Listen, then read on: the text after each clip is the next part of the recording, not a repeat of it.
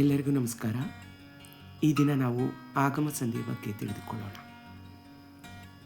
ಸಂಧಿ ಕಾರ್ಯ ನಡೆಯುವಾಗ ಯ ಅಥವಾ ವ ಕಾರಗಳು ಆಗಮವಾದರೆ ಅದುವೇ ಆಗಮ ಸಂಧಿ.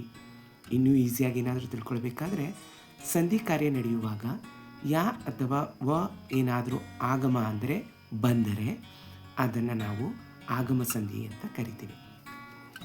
ಬನ್ನಿ ಹಾಗಾದರೆ ಉದಾಹರಣೆ ಬಗ್ಗೆ ತಿಳ್ಕೊಳ್ಳೋಣ. ಇಲ್ಲಿ ಪೂರ್ವ ಪದ ಮತ್ತು ಉತ್ತರ ಪದ ಅಂತ ಇದೆ.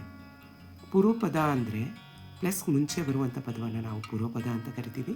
ಪ್ಲಸ್ ಆದಮೇಲೆ ಬರುವಂಥ ಪದವನ್ನು ನಾವು ಉತ್ತರ ಪದ ಅಂತ ಕರಿತೀವಿ. ಇಸ್ ಆದಮೇಲೆ ಇರುವಂಥ ಪದವನ್ನು ನಾವು ಸಂಧಿ ಪದ ಅಂತ ಕರಿತೀವಿ. ಮೊದಲಿಗೆ ನೋಡೋಣ. ಮೊದಲನೇ ಸಂಧಿ ಮನೆ ಪ್ಲಸ್ ಅನ್ನು ಮನೆಯನ್ನು ಅಂತ ಇದೆ. ನೀವು ಗಮನವಿಟ್ಟು ನೋಡಬೇಕು ಇಲ್ಲಿ ಯಾವ ಅಕ್ಷರ ಬದಲಾಗಿದೆ ಅಂತ. ಮನೆ ಅನ್ನುವಂಥ ಪೂರ್ವಪದದಲ್ಲಿ ಯಾವುದೇ ವ್ಯತ್ಯಾಸ ಆಗಿಲ್ಲ. ಮನೆ ಅಂತ ಪೂರ್ವಪದದಲ್ಲಿ ಯಾವುದೇ ವ್ಯತ್ಯಾಸವಾಗಿಲ್ಲ. ಆದರೆ ಉತ್ತರ ಪದದಲ್ಲಿ ಆ ಅನ್ನೋ ಅಕ್ಷರ ಬದಲಾಗಿ ಯಾ ಅನ್ನೋ ಅಕ್ಷರ ಬಂದಿದೆ. ಇದೊಂದು ಯಕಾರ ಆಗಮ ಸಂಧಿಗೆ ಉದಾಹರಣೆ. ಹಾಗೆಯೇ ಗುರು ಪ್ಲಸ್ ಅನ್ನು ಅಂತ ಇದೆ. ಗುರುವನ್ನು ಇಲ್ಲಿ ಪೂರ್ವ ಪದದಲ್ಲಿ ಯಾವುದೇ ವ್ಯತ್ಯಾಸ ಆಗಿಲ್ಲ. ಉತ್ತರ ಪದದಲ್ಲಿ ಆ ಅನ್ನೋ ಅಕ್ಷರಕ್ಕೆ ಬದಲಾಗಿ ವಾ ಅನ್ನೋ ಅಕ್ಷರ ಬಂದಿದೆ. ಅಂದರೆ ಇದೊಂದು ವಕಾರಾಗಮ ಸಂಧಿಗೆ ಉದಾಹರಣೆ. ನಿಮಗೆ ಯಾರಾದರೂ ಕೇಳ್ಬೋದು ಯಕಾರಾಗಮ ಸಂಧಿ ಎಂದರೆ ಏನು ಅಂತ. ಸಂಧಿ ಕಾರ್ಯ ನಡೆಯುವಾಗ ಯಾ ಅಥವಾ ವ ಆಗಮವಾದರೆ ಅದುವೇ ಆಗಮ ಸಂಧಿ ಅಂತ ನಿಮಗೆ ಜನರಲ್ ನಾಲೆಜ್ ಇರಬೇಕು.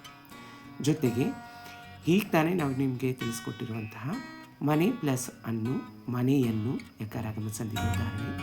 ಗುರು ಪ್ಲಸ್ ಅನ್ನು ಗುರುವನ್ನು ವಕಾರಾಗಮ ಸಂಧಿಗೆ ಉದಾಹರಣೆ.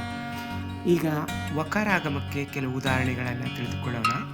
ಮಗು ಪ್ಲಸ್ ಹೀಗೆ ಮಗುವಿಗೆ, ಮಗು ಪ್ಲಸ್ ಹೀಗೆ ಮಗುವಿಗೆ, ಗುರು ಪ್ಲಸ್ ಅನ್ನು ಗುರುವನ್ನು, ದೇಶ ಪ್ಲಸ್ ಅನ್ನು ದೇಶವನ್ನು, ಕಸ ಪ್ಲಸ್ ಅನ್ನು ಕಸವನ್ನು, ಹಸು ಪ್ಲಸ್ ಹೀಗೆ ಹಸುವಿಗೆ.